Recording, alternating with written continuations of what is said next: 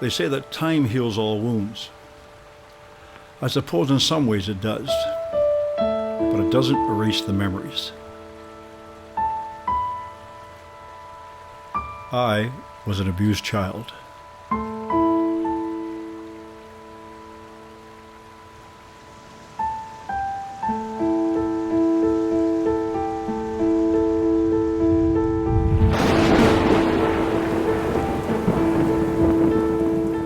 Being unwanted, it's a strange thing. Being unloved is even worse. But being hated is something else. I spent countless nights staring out that window, wondering why I didn't fit in with the rest of the family. Why my stepfather accepted the other kids and hated me.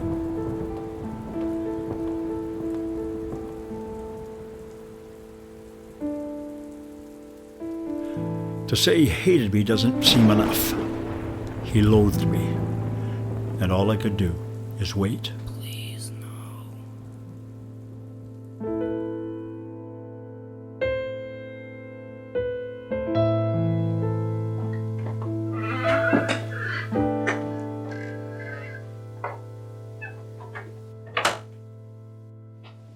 Where's the baby?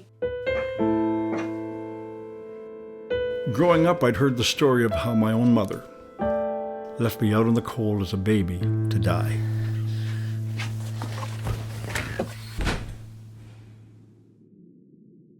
Maybe this would have been better for everyone. Better for the hunter, the beast who could not stand living in the world where I existed.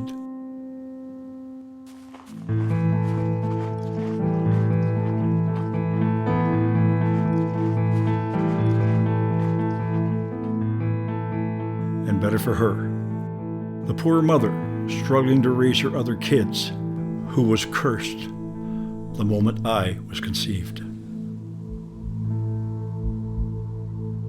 I used to think this is where my story should have ended.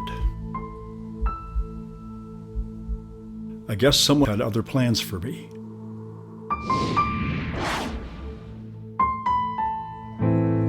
Most pregnancies are celebrated. Not mine. I'm not having anything to do with raising someone else's kid. It's Cyrus. It's my baby. I can't just get rid of him. Every ounce of booze helped fuel his rage. Every drop intensified his hate for me, even before I was born. You can't ask me to throw him away like a piece of garbage. But he did. And in a way, that's what she would do. Please.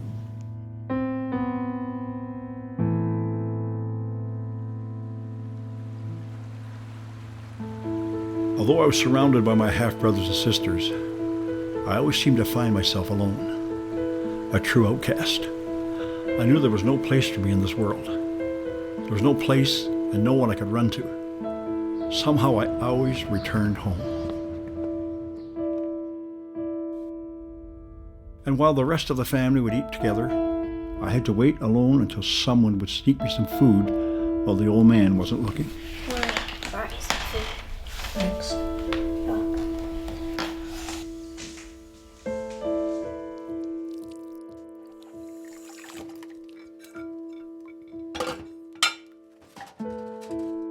I know the pain that I carry, but looking at her, I know that she carries hurt that I can't imagine. The weight of her decisions that have affected her life and mine. The torture she must have within her soul, knowing that my abuse and my suffering was a result of her actions, must be unbearable.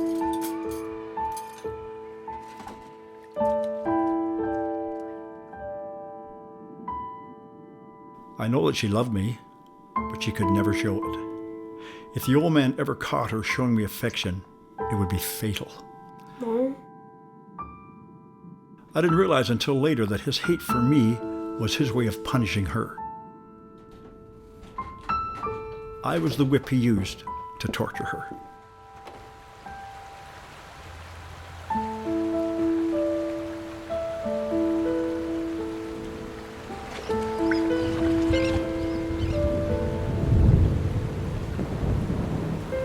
Then there was that one night that everything began to change.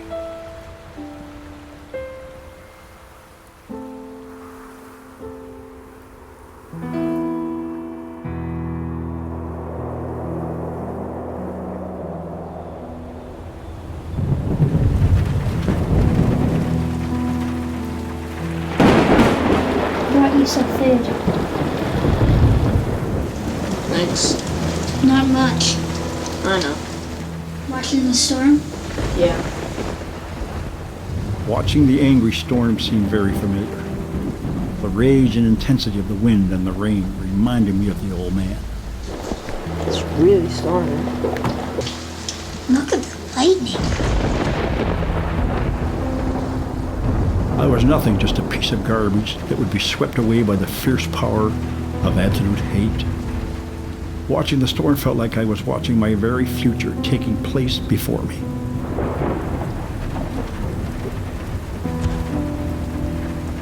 Did you hear that? Hear what?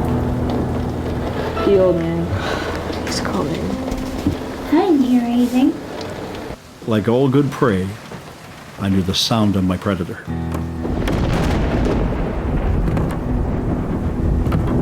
Lori, hide! No, he'll find me. He always finds me.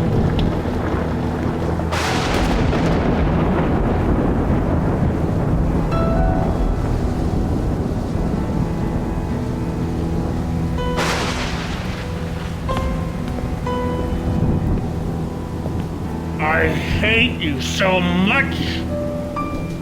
I'm gonna kill you. Something was different tonight. This time I knew he really meant it.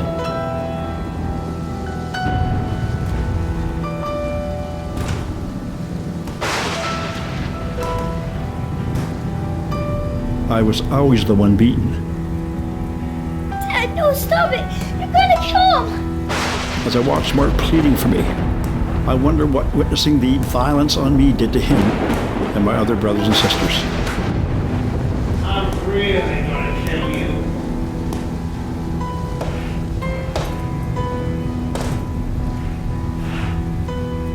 You're going out this window, down to the ground. I'll never have to look at you again.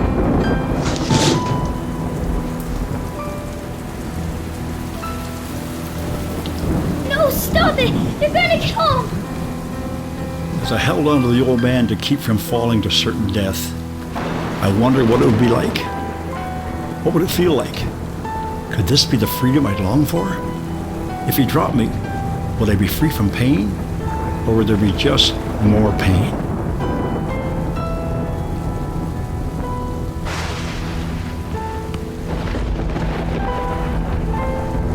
In the name of Jesus, bring that boy in now. The moment my mother spoke that name, everything began to change.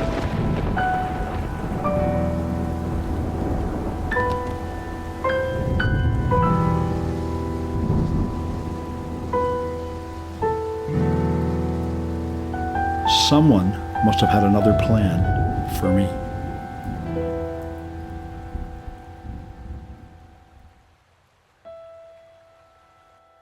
Time doesn't heal all wounds, but I found the one who does. It would take me some time to learn to forgive the old man who hurt my body, but could never touch my soul. The violence and abuse that I endured didn't make me the man I would become, or stop me from living a life filled with joy and peace.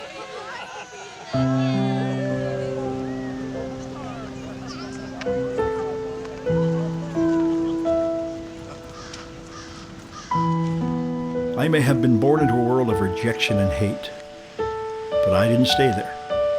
I am no longer a child of woe.